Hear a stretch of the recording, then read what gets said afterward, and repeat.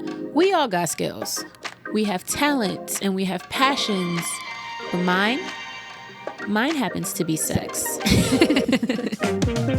This is the Funsexual podcast with your oversharing swinky best friend, Majesty. And I'm talking sex and all of the ways and all of the things that make sex, well, fun.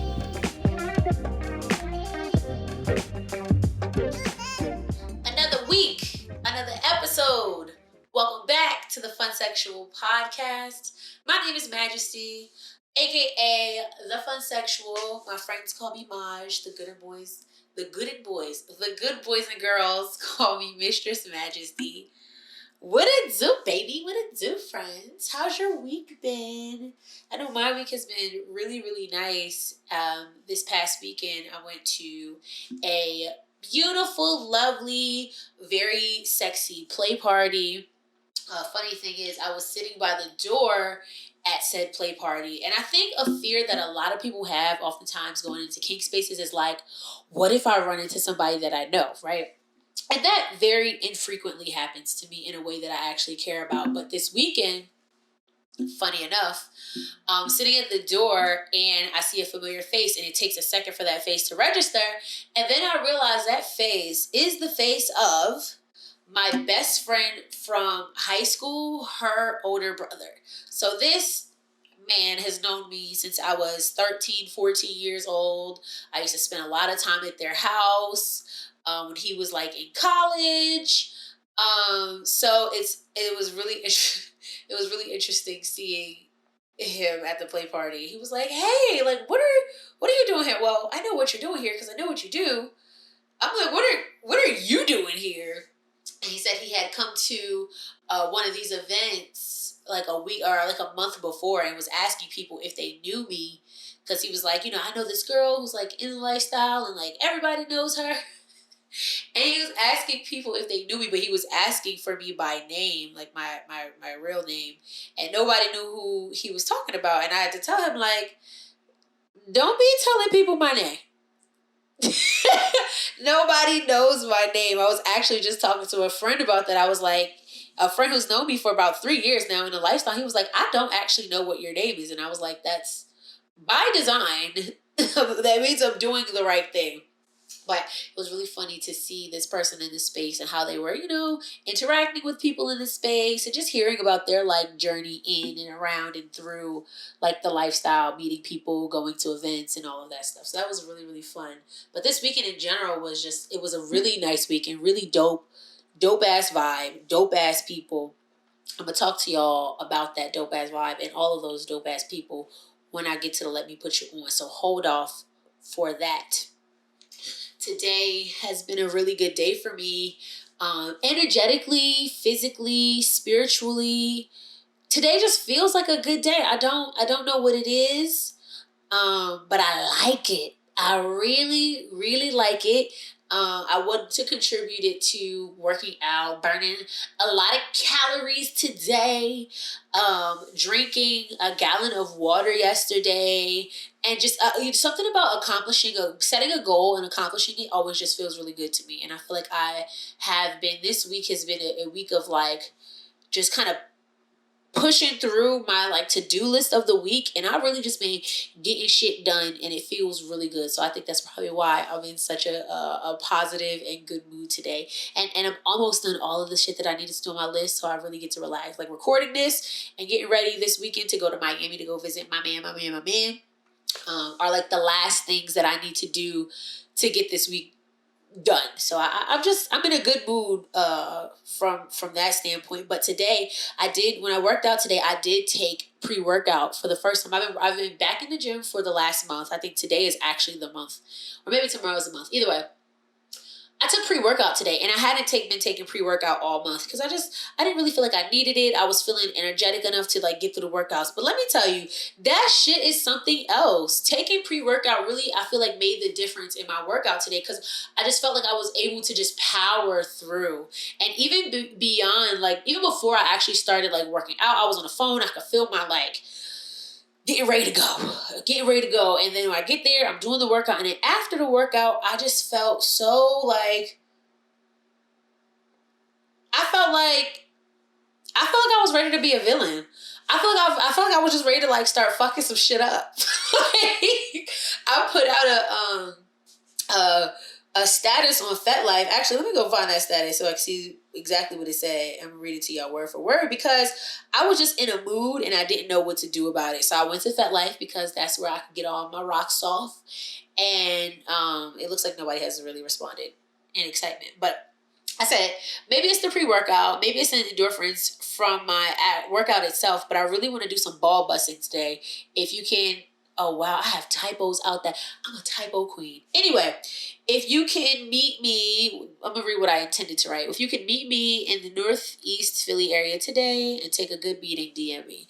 I was just in the mood to like kick and punch and squeeze some balls. Like I haven't really done a lot of actual ball busting in a while. For those who don't know, ball busting is it is a kink. It is an activity of literally like just busting somebody's balls, kicking them, punching them, squeezing them, just busting somebody's balls. Yes, it is painful. People are like, oh my God, why'd you do that? It's painful. Yes, it is painful, but some people enjoy pain. Some people enjoy physically what they see as somebody is inflicting that pain on them. It is sexy. It is attractive. For oftentimes, for men doing ball busting or receiving the ball bustings, the bustings of balls, they like to see a woman in power. They like to be dominated in that way. So they enjoy watching a woman doing that. And then they also enjoy the pain and actually enjoy feeling the pain of somebody doing that to them. So it is a pleasure driven activity. People do derive pleasure from it, and I was just in the mood. I used to do ball busting pretty regularly, and I haven't in a while, and I was really just in the mood to just like attack some fucking balls today. And I really wanted to do it publicly. Like in my mind, I was like, fuck, I really want to like just bust them. I want to go to a park, find a private area in the park and really just be fucking some shit up. But nobody's DM'd me to allow me to do that, and my sub is not available. So obviously, I get to do no ball busting today. Oh wait, I got a request on FetLife. Let me see if somebody say. Oh, somebody hit me up 24 minutes ago. I'm definitely gonna hit them back after I record this. Ooh, that's gonna be good. But let me tell you what else is good. What else is good is this Insecure rewatch. So Netflix has put Issa Rae's Insecure on Netflix. It's available on Netflix, and I think we all watched Insecure when it was on TV. But doing this rewatch, however many years later, 4 or 5 years later, it's hitting on some different things. Like I can remember watching and thinking Molly was bugging, but being like, whatever. Molly's bugging, she tripping, whatever. Molly was really tripping, and I'm frustrated, and some parts of me were angry, and some parts of me were like triggered with her, like her whole existence. Molly was a problem, and it's so funny rewatching it. I don't know if funny is the right word to use, but it's like so interesting to rewatch it and to have like all of these feelings. But I'm watching this. I feel like everybody is doing their Insecure rewatch right now because it really was a good show. I always, when people ask like my top shows ever, I always kind of want to put Insecure up there, but I don't know if I can. But officially, I think I have to officially add Insecure in my top 5 shows because it has to be a really good show for me to tune in weekly to watch it because I'm gonna wait until the season is done and binge watch it type of girl. But when Insecure was out, those short ass 30-minute episodes, I was in it. And I just was always like wanting so much more. And I just felt like I identified with a lot of the characters in a lot of different ways. And I love some of the topics that they covered. Like Insecure was fucking phenomenal. So I'm enjoying this rewatch. I'm only on season, I think 2 now, maybe just getting into season 2. And so I know it's going to be a lot of emotions and all of that as I do this. But if you are not watching, you're doing your rewatch of Insecure, do it. If you have never watched Insecure, please do it. Please watch Insecure. It is quality fucking TV. Alright? Now, Baby Maj. Baby Maj was a force to be reckoned with. Okay? As I'm watching Insecure, I'm at the part where Molly was like dating Jadena. And so the topics of like polyamory, or Jadena's character. And so the topics of like polyamory start coming up in here. And I started thinking of like some of my first experiences with polyamory, or like acknowledgement of polyamory. Here comes Raisin. And I grew up Muslim. So my mother has been a co-wife, my aunt has been a co-wife, my grandmother has been a co-wife. It wasn't unfamiliar that like the people in my family were co-wives or had a husband that had multiple wives. It wasn't an unfamiliar thing to me. It hadn't occurred to me that was polyamory until I got older. I was like, oh yeah, that's exactly what that was. I don't know why that disconnect was there, but it was. But even beyond that, I can remember a time in 3rd grade where this guy asked me out, right? He asked me to be his girlfriend. So, not my poster. This is my poster with all of my stickers.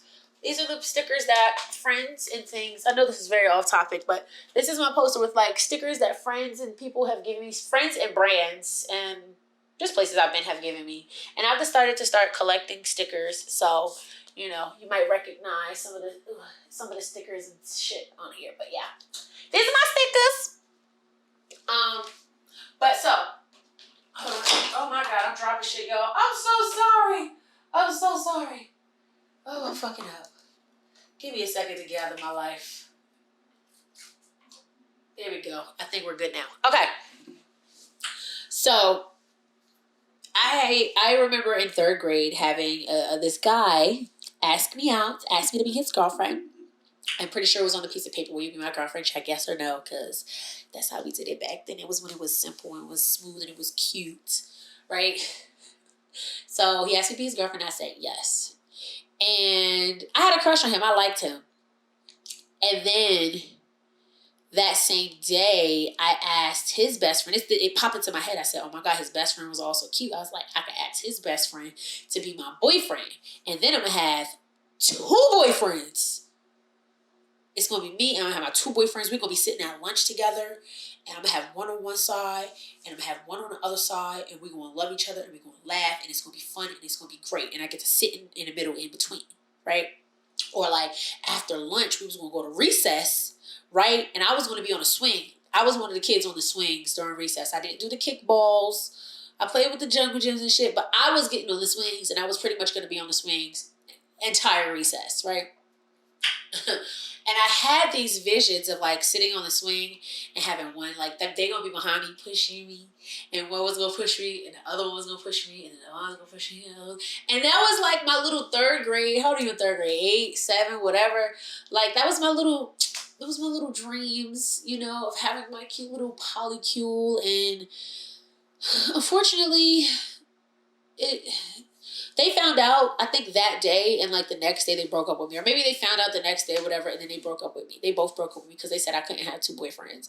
And I just don't understand why they felt like I couldn't have 2 boyfriends. They were already best friends. You like me. You like me.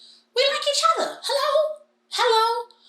So I think that polyamory has been rooted in me in ways that I didn't even know how to acknowledge. From 3rd grade, I remember that feeling from 3rd grade. I also remember feeling like, as you're growing up and people are like, you can't date my ex type thing and all that kind of stuff. I'm like, why not? Like, I just want people to be in love and be happy. So if dating my ex or dating your ex makes one of us happy, like, why the fuck not? Let's give it a try. And guess what? It might not work, and that's okay. 1 second. It might not work, and that's okay. And I think people are struggling with that concept right now, because I saw on Twitter yesterday that a lot of the couples from Black Love, the show Black Love, are getting separated, right? Or have been divorced over the time that it's aired.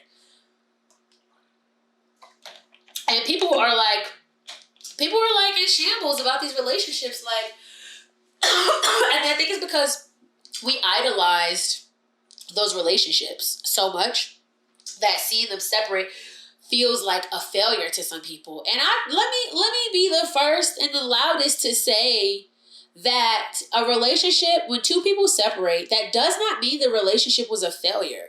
I know I've brought this up before, and I've had to tell people this many a times, because people see like a successful relationship is a relationship that lasts 50 years. That's a successful relationship. But a successful relationship can be a relationship that lasts a year or 2 years, and you learned from it and you grew from it. Like successful, you cannot measure the success of a relationship in how long it lasts. That is how you end up in a toxic ass situation for too fucking long. For too fucking long. That is exactly how you end up in a fucked up situation, but you feel like, I don't want to fail this relationship. I've been with this person for 10 years. I just have to stick it out. No, you ain't got to stick shit out, baby. And this is going to anybody. This is going to anybody of any color, any gender, any age. You do not have to stick out. You don't have to stay in a relationship just because you've been in it for a long time. Separation is not failure. Did you learn from that relationship? Are you going to take what you learned from that relationship and apply it to future relationships? Or, fuck future relationships. Are you going to take what you learned in that relationship and apply it to yourself and your future life? That is how you measure the success of a relationship, not longevity. I know a woman now who's been in a relationship for, we'll say 15 years. She's young. She's been in a relationship for 15 years, and she feels like she can't leave the man that she's with. And this nigga is trash as fuck. I'm assuming the dick has to be like phenomenal, grade A Wagyu or something, because this nigga's trash as fuck, but she will not leave. Like you, and she feels like she won't find another person. And I'm not gonna go too much into it, but like, you can call it quits when you need to. You are not obligated to stay in a relationship. I don't care if you're married. I don't care if your finances are combined. I don't care if y'all have a house or children together. You do not have to stay intimately, romantically, and sexually involved with somebody just because of time. So for the people who are laughing at the cast of like this Black Love show and, calling it so ironic, people break up lovingly all the time. I can love you and still not want to be with you anymore. I can love you and say that we have gone as far as we can go in this relationship, and that's okay, and that's not a failure. It is a beautiful thing to be able to acknowledge when you've reached your point and to decide, I'm out. It's a beautiful thing. It's a very, very beautiful thing, because a lot of people do not have that. Just know when to call it quits. Know when some shit is right for you and when it's not. Okay? Now, let's talk about some real adult shit. Okay? I am a woman of a certain age. Okay? And, as you get older, some things are more important to you than others.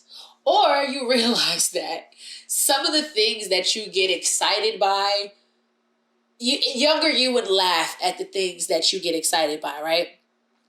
One of the things that I got so fucking excited by when I moved into this apartment was my motherfucking squatty potty. I got a squatty potty in my bathroom. I love that thing. When you don't realize, if you don't have a squatty potty or have never used one, you don't realize how restricted your like poops are until you put them feet up that, 4 or 5 inches and just rest your feet on there. Everything just flows out better.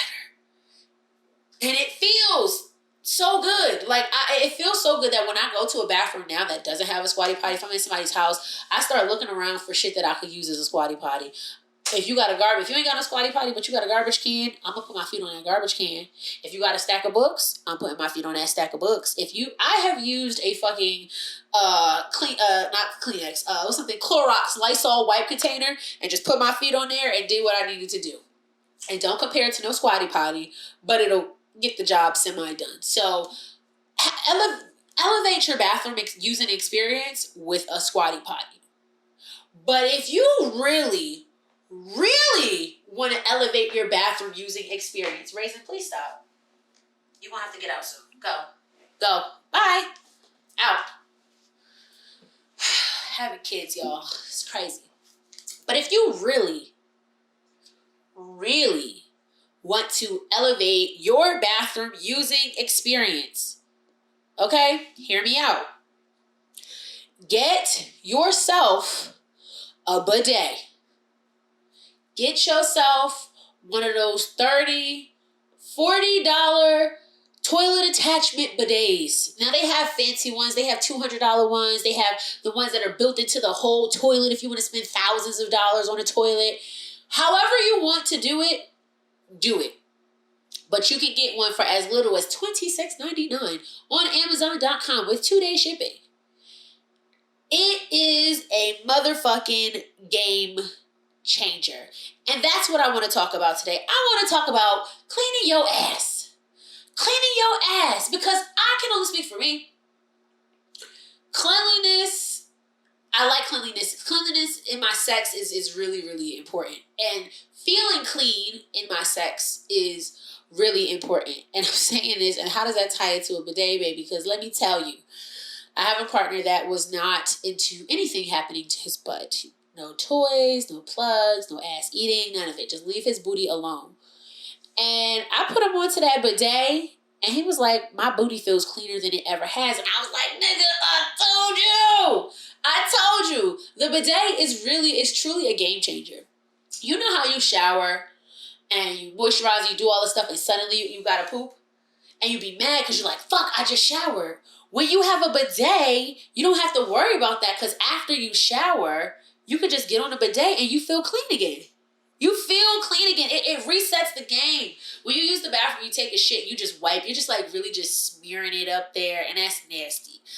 Again, I grew up in an Islamic family, Islamic lifestyle. And so one of my favorite things about Islam is the way we are taught to prioritize cleanliness. We are taught that cleanliness is next to godliness.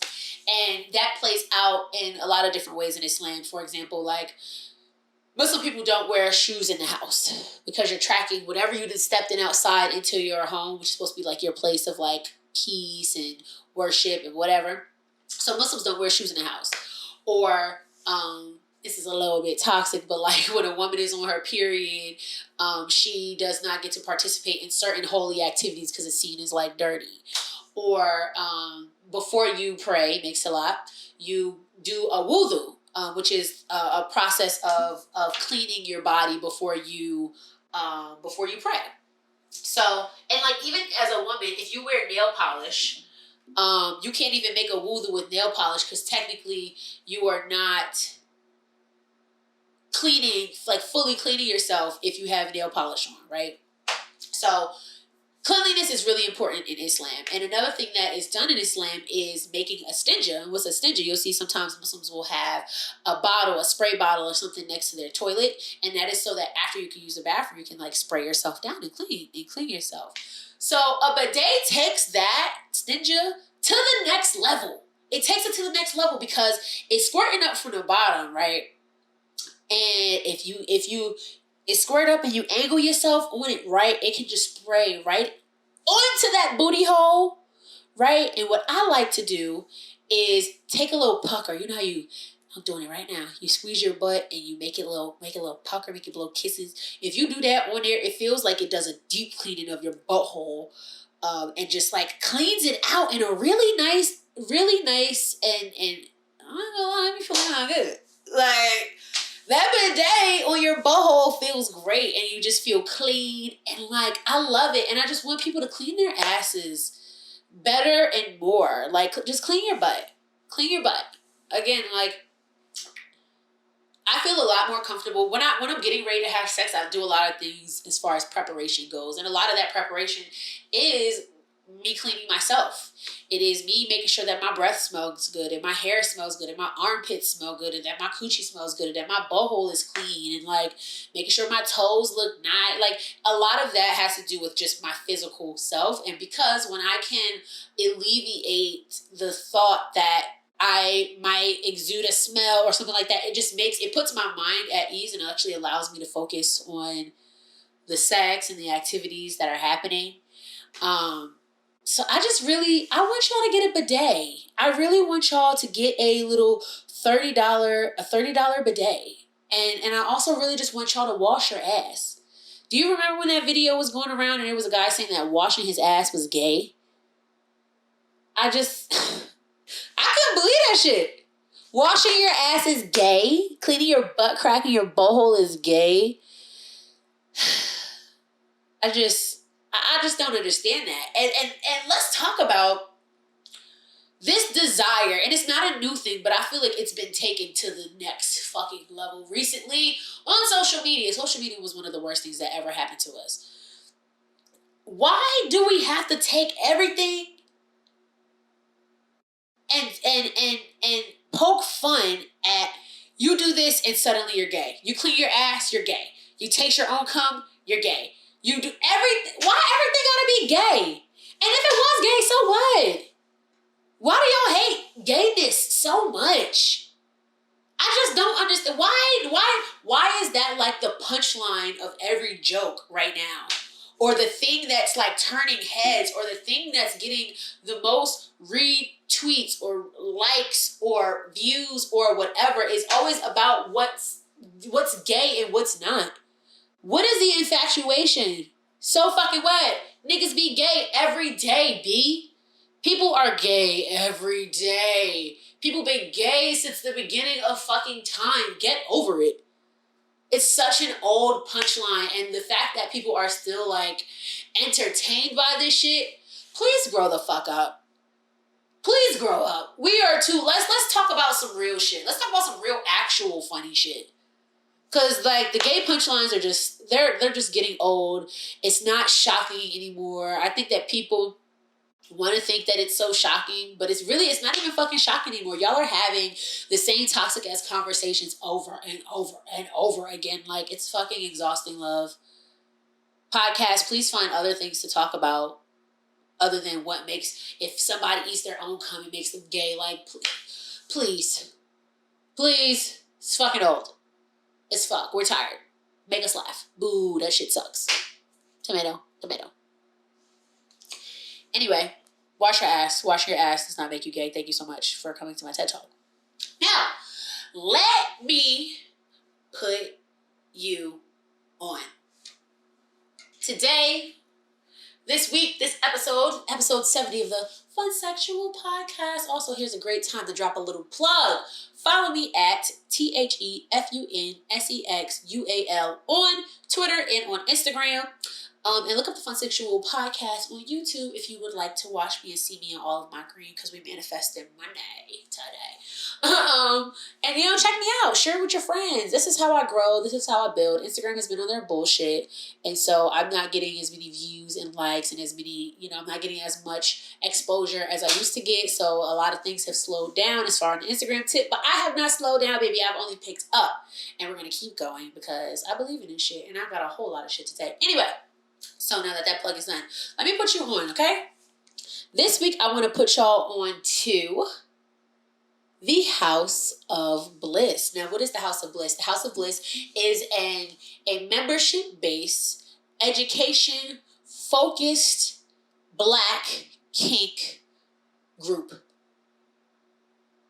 The lovely lady of the house, owner of the space, creator of the House of Bliss is Miss Joelle Bliss, a tantra, badass, phenomenal, beautiful, amazing woman who has created a space that is truly something that you have to experience. The pictures don't do it justice. What I'm about to say isn't even going to do it justice. It's something that you have to experience. Like I said, it is membership based, so you have to become a member in order to attend the events, unless she sometimes hosts events that are, you don't have to be a member to attend. Like, she had a pool party this weekend, and then she had followed it up with a Sunday Fun Day play party, which is really dope. The people that are joined are beautiful and sexy. They understand what we are here to do. They are very intentional in their play. just a beautiful space and amazing people. Like, and she has spent a lot of time and a lot of effort and a lot of energy in making and physically creating this space. The way it's decorated, the detail, everything that she has put in there. And as a friend of mine, Miss Joelle Bliss is a good friend of mine. You know, I was able to help her in getting this space together, and I know how much intention, because your intention fucking matters. She has put so much intention into this space, and I really think that y'all should check it out. So check out the House of Bliss. It is HAUSOFBLISSX on Instagram. And see what she has going on. Check out the space. Consider becoming a member. It's definitely worth it. It's definitely worth it, okay? So I just put y'all into the House of Bliss. Hope to see you there at the next events. And we are going to add a new song to the playlist. What's the playlist? It's a list of songs to play to. Where can you find the playlist? You can find the playlist on Spotify and Apple Music. The link is in my bio on Instagram.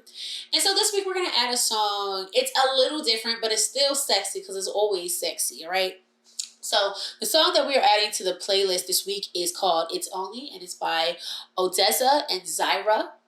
I'm an Odessa fan, love Odessa. And this song is just, it starts off a little slow. It's very alternative. And then it like, you know, it gets a little bit of oomph. You get a little in there. And it's a really good song. It's a really dope song. So again, that song is It's Only by Odessa and Zyra.